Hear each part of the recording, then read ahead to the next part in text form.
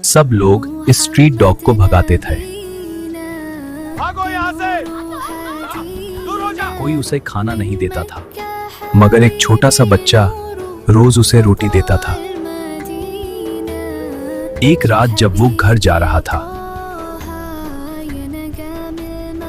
तब उसी डॉग ने उसकी जान बचाई। उस दिन उसे समझ आया, जो प्यार देते हैं वही कभी ना कभी वापस मिलता है।